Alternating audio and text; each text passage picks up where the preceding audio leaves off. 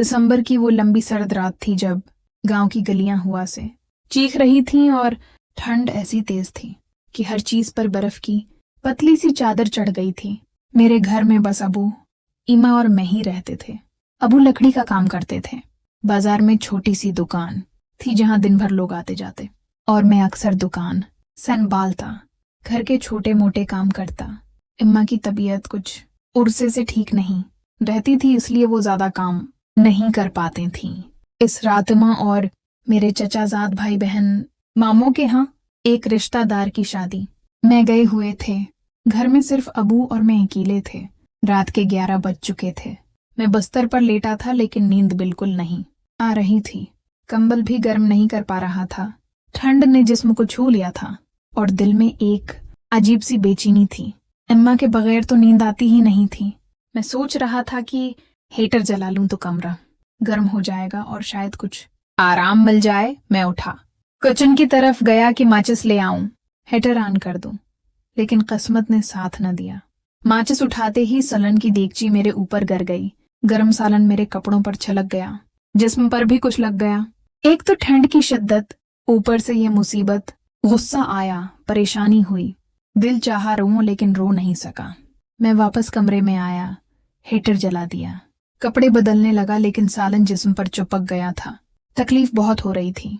मैंने सोचा पानी गर्म करके नहा लूं तो शायद आराम आ जाए। नहाने के बाद जब बाहर आया तो याद आया कि दूसरे कपड़े लाना ही भूल गया था। वही गंदे कपड़े दोबारा नहीं पहन सकता था, तो मैं तौलिया लपेट कर बाहर आ गया। कमरा अब गर्म हो चुका था। हीटर के पास बैठ गया। जिस्म गर्म हो रहा था, लेकिन दिल में एक खला था। अचानक अबू की आवाज आई, बेटा ये क्या कर रहे हो, उठो जरा। मैं चौंका। अबू जाग गए थे।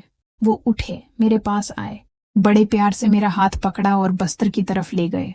ठंड में यूं ना बैठो, आओ कंबल ओढ़ लो। उन्होंने मुझे बस्तर पर लटाया, कंबल ओढ़ा दिया, खुद भी मेरे पास लेट गए। मुझे बहुत शर्म आ रही थी, लेकिन अबू का लहजा इतना नर्म और प्यार भरा था कि दिल को सुकून मिल रहा था। अबू बोले, बेटा तुम अब बड़े हो गए हो, लेकिन याद रखो तुम हमेशा हमारे लिए वही छोटा सा बच्चा हो। ठंड लग रही है ना, आओ करीब आ जाओ। मैं अबू के करीब हो गया। उन्होंने मुझे गले लगा लिया। बस इतना ही, एक बाप का प्यार, एक बेटे को ठंड से बचाने की कोशिश। हम दोनों खामोश लेटे रहे। बाहर हुआ चीख रही थी, लेकिन अंदर सुकून था। अबू की सांसों की आवाज सुनाई दे रही थी। इनके हाथ मेरे सर पर थे। वो आहिस्ता आहिस्ता बिलों में अंगलियां फिर रहे थे, जैसे बचपन में करते थे जब मैं डरता था। तो वो यूं ही मुझे सलाह देते थे। मैं सोच रहा था कि फैमिली क्या होती है, जब दुनिया की कोई चीज ठीक ना हो तो भी बस एक दूसरे का सहारा। अबू ने आहिस्ता से कहा, बेटा नींद आ रही है। मैंने हाँ में सर हिलाया। आंखें बंद हो गईं।